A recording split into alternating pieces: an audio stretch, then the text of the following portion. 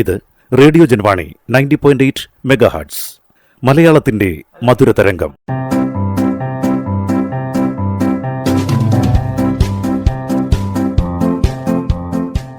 ഇപ്പോൾ വാരാന്ത്യ ലോക വൃത്താന്തം കേൾക്കാം. പ്രൊഫസർ ജെ ജേക്കബ് അവതരിപ്പിക്കുന്നു. വാരാന്ത്യ ലോക വൃത്താന്തം.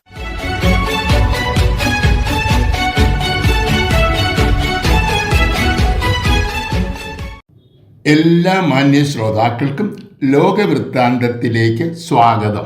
ഏപ്രിൽ 9 കേരളത്തിൽ വോട്ടെടുപ്പ് നടക്കും. ഏപ്രിൽ 7 വരെയാണ് പരസ്യ പ്രചരണത്തിനുള്ള സമയം.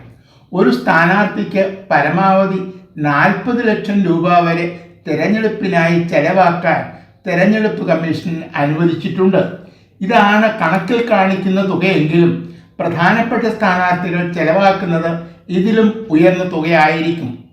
നാമനിർദ്ദേശ പത്രിക പിൻവലിക്കാനുള്ള അവസാന ദിവസം കഴിഞ്ഞപ്പോൾ 890 സ്ഥാനാർത്ഥികൾ മത്സരരംഗത്തുണ്ടാകും എന്നാണ് തിരഞ്ഞെടുപ്പ് കമ്മീഷൻ അറിയിച്ചത്. സ്ഥാനാർത്ഥികൾ ചെലവാക്കുന്ന പണവും സർക്കാർ ഖജനാവിൽ നിന്നുള്ള ചെലവും തമ്മിൽ കൂട്ടുമ്പോൾ തിരഞ്ഞെടുപ്പ് ചെലവുകൾ വളരെയധികം ഉയരും.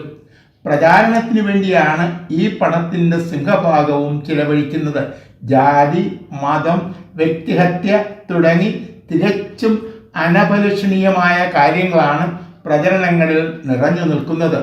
തങ്ങൾ ജയിച്ചാൽ നാട്ടിനു വേണ്ടി എന്തു ചെയ്യും എന്ന് പറയുന്ന പ്രകടന പത്രിക വലിയ ചർച്ചയാകുന്നില്ല. ഇത് ജനാധിപത്യ കേരളത്തിൻ്റെ പരാജയം തന്നെയാണ്.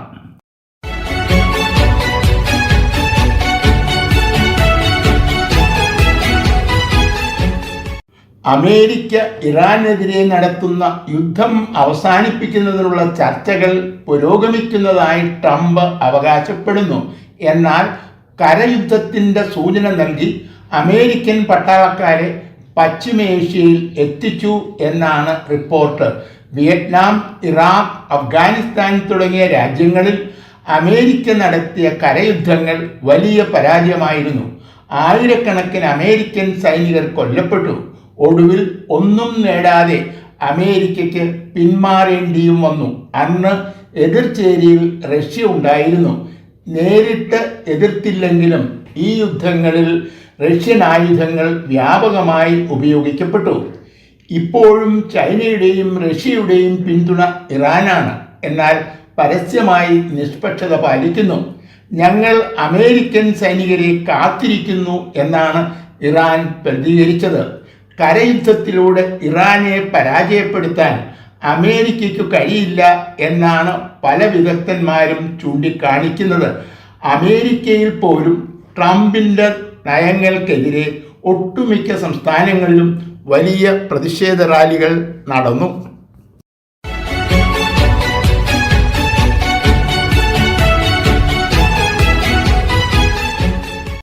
ഇറാനെതിരെയുള്ള യുദ്ധം മൂലം അമേരിക്കൻ പ്രസിഡന്റ് ട്രംപും നാറ്റോയും തമ്മിലുള്ള ബന്ധം അനുദിനം മോശമായിക്കൊണ്ടിരിക്കുന്നു.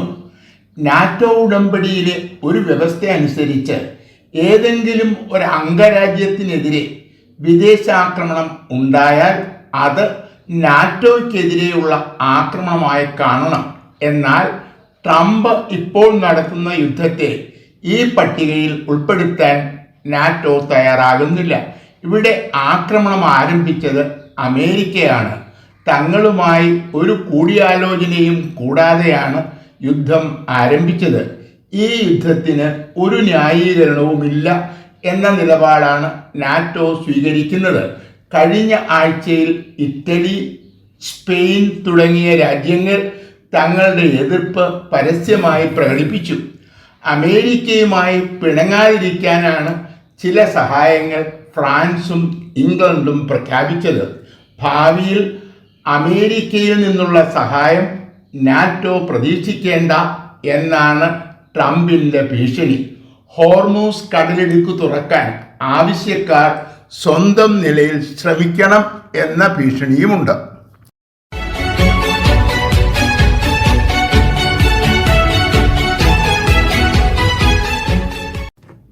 ഹോർമൂസ് കടലിടുക്ക് തുറന്നില്ലെങ്കിൽ ഇറാനു നേരെ ശക്തമായ ആക്രമണം ഉണ്ടാകുമെന്ന് അമേരിക്കൻ പ്രസിഡന്റ് ഡൊണാൾഡ് ട്രംപ് ഈ ആഴ്ചയിലും ഭീഷണി മുഴക്കി. ഇത് 3-ാം തവണയാണ് ട്രംപ് ഇറാനെതിരെ ഭീഷണി മുഴക്കുന്നത്. 2 തവണയും ഒന്നും സംഭവിച്ചില്ല. ട്രംപിൻ്റെ ഭീഷണി ഇറാൻ അവഗണിക്കുന്നതായിട്ടാണ് റിപ്പോർട്ടുകൾ സൂചിപ്പിക്കുന്നത്. ഗൾഫ് മേഖലയിലുള്ള അമേരിക്കയുടെ സൈനിക താവളങ്ങൾക്ക് നേരെയുള്ള ആക്രമണങ്ങൾ ഇറാൻ പഴയതുപോലെ തുടരുന്നു. സൗദി, കുവൈറ്റ് തുടങ്ങിയ രാജ്യങ്ങൾക്ക് നേരെ ഈ ആഴ്ചയിലും ഇറാനിൻ്റെ ആക്രമണങ്ങൾ ഉണ്ടായെങ്കിലും ആരും തന്നെ പ്രത്യാക്രമണങ്ങൾ നടത്തിയില്ല. ആണവശക്തിയായ പാകിസ്ഥാനും സൗദിയും തമ്മിൽ പരസ്പരം പ്രതിരോധിക്കുന്നതിനുള്ള കരാർ നേരത്തെ ഉണ്ടാക്കിയിട്ടുണ്ട്. ഇപ്പോൾ മധ്യസ്ഥനായി അമേരിക്ക കാണുന്ന രാജ്യമാണ് പാകിസ്ഥാൻ. സൗദിയെ പിന്തുണച്ച് പാകിസ്ഥാൻ യുദ്ധത്തിൽ ചേർന്നാൽ ആ രാജ്യത്തിന് മധ്യസ്ഥനായി തുടരാൻ കഴിയില്ല. ഭീഷണി മുഴക്കിയല്ല, പരസ്പരം അംഗീകരിച്ചുകൊണ്ടുള്ള ചർച്ചകൾക്ക് ട്രംപ് തയ്യാറാകണം.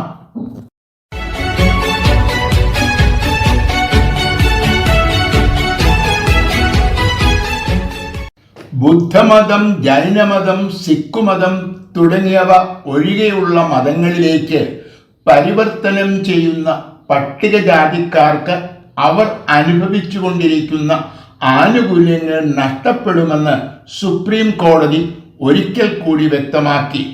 ഇത് മതസ്വാതന്ത്ര്യത്തിനെതിരാണ് എന്ന് പലരും വാദിക്കാറുണ്ടെങ്കിലും ഹിന്ദുമതം മാത്രമാണ് ജാതി വ്യവസ്ഥ അംഗീകരിക്കുന്നത് എന്ന മറുവാദമുയർത്തി കോടതി വിധിയെ പലരും ന്യായീകരിക്കാറുണ്ട്. ഹിന്ദുമതം ഉപേക്ഷിക്കുന്നതോടെ ഒരു പട്ടികജാതിക്കാരനും ജാതി വ്യവസ്ഥ സമ്മാനിച്ച പിന്നാക്ക അവസ്ഥയിൽ നിന്നും പൂർണ്ണമായും മോചിപ്പിക്കപ്പെടുന്നില്ല. തൻ്റെ പൂർവികർക്ക് ഏറ്റുവാങ്ങേണ്ടി വന്ന തലമുറകൾ നീണ്ട ചൂഷണത്തിൽ നിന്നും അല്പമെങ്കിലും ആശ്വാസം നൽകാൻ വേണ്ടിയാണ് ഭരണഘടനയിൽ പട്ടികജാതിക്കാർക്ക് സംവരണം ഏർപ്പാടാക്കിയത്. ഒരു പട്ടികജാതിക്കാരൻ സാങ്കേതികമായി ഹിന്ദു അല്ലായിരിക്കാം, എന്നാൽ അയാളുടെ സാമൂഹിക പിന്നോക്കാവസ്ഥയിൽ നിന്നും മതപരിവർത്തനം കൊണ്ട് എന്തു മാറ്റമുണ്ടായി എന്നു പരിശോധിക്കാതെ ആനുകൂല്യങ്ങൾ നിഷേധിക്കരുത്.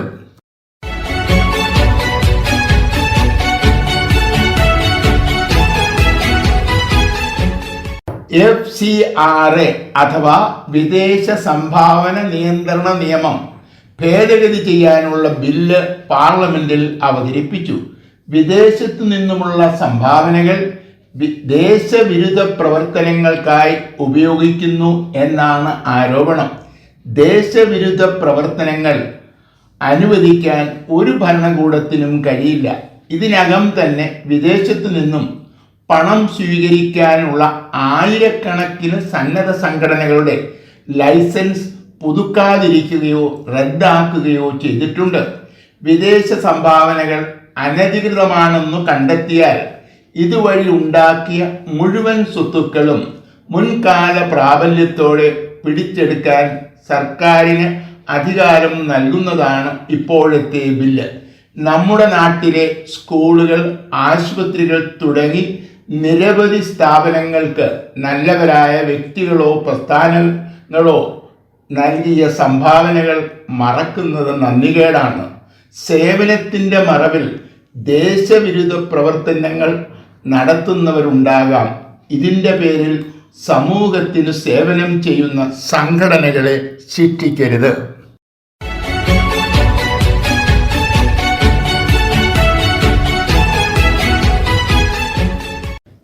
ലോകരാഷ്ട്രങ്ങൾ ഉപയോഗിക്കുന്ന എണ്ണയുടെ 20% കമ്പോളങ്ങളിൽ എത്തുന്നത് ഹോർമൂസ് കടലിടുക്ക് വഴിയാണ്. തങ്ങൾക്കെതിരെയുള്ള യുദ്ധം തുടർന്നാൽ ശത്രു രാജ്യങ്ങളുടെ കപ്പലുകളെ ഈ കടലിടുക്കിലൂടെ കടന്നു പോകാൻ അനുവദിക്കില്ലെന്ന് യുദ്ധം തുടങ്ങിയപ്പോൾ ഇറാൻ പ്രഖ്യാപിച്ചിരുന്നതാണ്. ഈ പ്രഖ്യാപനം നടപ്പിലായതുകൊണ്ടാണ് അമേരിക്ക അടക്കമുള്ള ലോക കമ്പോളങ്ങളിൽ എണ്ണയുടെ വില വർദ്ധിച്ചത്. സൈനിക നടപടിയിലൂടെ കടലിടുക്ക് തുറക്കുമെന്നായിരുന്നു ട്രംപിൻ്റെ ആദ്യ വാഗ്ദാനം. ഒരു രാജ്യവും ട്രംപിനെ പിന്തുണച്ചില്ല. ട്രംപിനും ഒന്നും ചെയ്യാൻ കഴിഞ്ഞില്ല. ഒരു മാസം കഴിഞ്ഞപ്പോൾ ആവശ്യക്കാർ സ്വന്തം നിലയിൽ ഹോർമൂസ് കടലിടുക്ക് തുറപ്പിക്കാൻ ശ്രമിക്കണം എന്നു പറഞ്ഞ അമേരിക്കയുടെ പ്രസിഡന്റ് ട്രംപ് പിന്മാറി. ബ്രിട്ടീഷ് പ്രധാനമന്ത്രി മുൻകൈയെടുത്ത് ഹോർമൂസ് കടലിടുക്ക് തുറക്കാനുള്ള ശ്രമങ്ങൾ പുരോഗമിക്കുന്നു എന്നാണ് റിപ്പോർട്ടുകൾ സൂചിപ്പിക്കുന്നത്. ചർച്ചകളിലൂടെ ഈ പ്രശ്നം പരിഹരിക്കാൻ 35 രാജ്യങ്ങൾ ബ്രിട്ടീഷ് പ്രധാനമന്ത്രി കീർ സ്റ്റാമറിന് പിന്തുണ പ്രഖ്യാപിച്ചിട്ടുണ്ട്.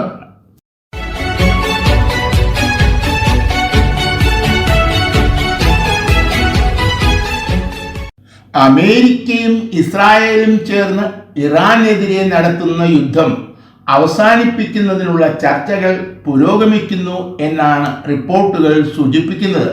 ഈ ചർച്ചകളിൽ പാകിസ്ഥാനാണ് മധ്യസ്ഥൻ.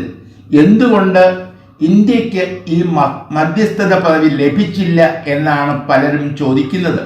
ചൈനയുമായി ഇറാൻ വിഷയങ്ങൾ ചർച്ച ചെയ്യാൻ പാക് വിദേശകാര്യമന്ത്രി ബെയ്ജിംഗ് സന്ദർശിച്ചതിനെ തുടർന്നാണ് ഈ വിഷയം ഇന്ത്യയിൽ ചർച്ചയായത്.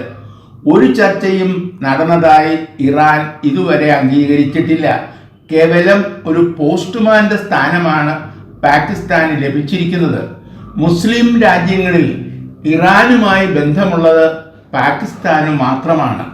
ഒരു വിദേശാക്രമണം ഉണ്ടായാൽ പരസ്പരം പ്രതിരോധിക്കാൻ സൗദിയും പാകിസ്ഥാനുമായി കരാർ ഉണ്ടാക്കിയിട്ടുണ്ട്. അതുകൊണ്ട് തന്നെ സൗദി യുദ്ധത്തിൽ പ്രവേശിച്ചാൽ പാകിസ്ഥാന് സൗദിയെ സഹായിക്കേണ്ടി വരും. തന്മൂലം യുദ്ധം തടയേണ്ടത് പാകിസ്ഥാന്റെയും കൂടി ആവശ്യമാണ്. ഇപ്പോഴത്തെ നിലപാട് തുടരാനുള്ള ഭാരത സർക്കാരിന്റെ തീരുമാനം സ്വാഗതാർഹമാണ്.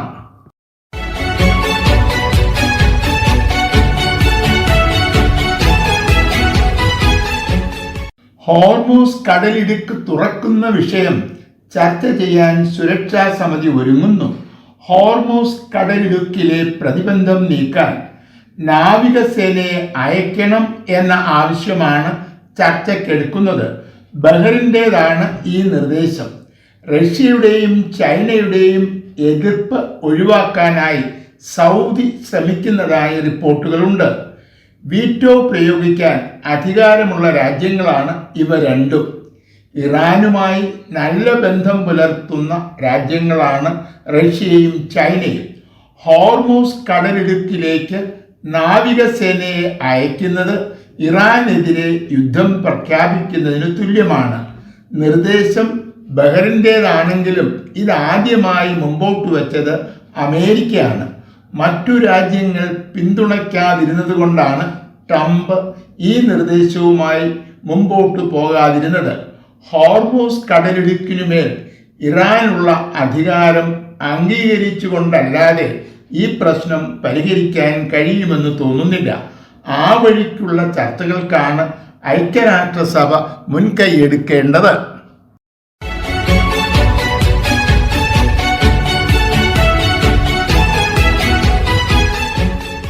അമേരിക്കൻ പ്രസിഡന്റ് ഡൊണാൾഡ് ട്രംപിന്റെ നയങ്ങൾ ലോക സമാധാനത്തിന് വലിയ ഭീഷണിയായി തുടരുകയാണ്. ഇദ്ദേഹത്തിൻ്റെ പ്രവൃത്തികൾ മാത്രമല്ല, വാക്കുകളും മറ്റുള്ളവരെ മുറിപ്പെടുത്തുന്നതാണ്. വാഷിംഗ്ടൺ സന്ദർശിച്ചപ്പോൾ ഉക്രൈൻ പ്രസിഡന്റ് സെലൻസ്കിയുടെ വസ്ത്രധാരണത്തെ ആക്ഷേപിച്ചത് ലോകം മറന്നിട്ടില്ല. ഫ്രഞ്ച് പ്രസിഡന്റ് ഇമ്മാനുവൽ മാക്രോണിന്റെ ദാമ്പത്തിക ജീവിതത്തെക്കുറിച്ച് ബുധനാഴ്ച ട്രംപ് നടത്തിയ പരാമർശം അനവസരത്തിലുള്ളതും ഒരു രാഷ്ട്രത്തലവന് ചേർന്നതുമായിരുന്നില്ല.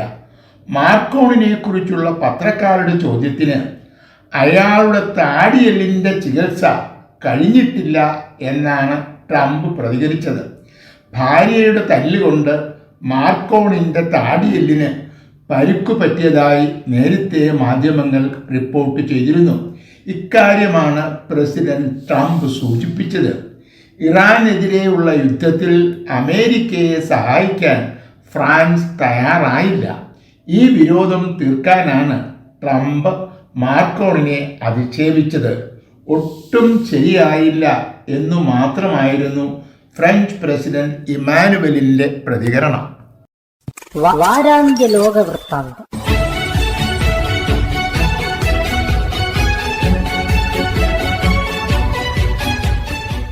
തയ്യാറാക്കി അവതരിപ്പിച്ചത് പ്രൊഫസർ ജെ ജേക്കബ്.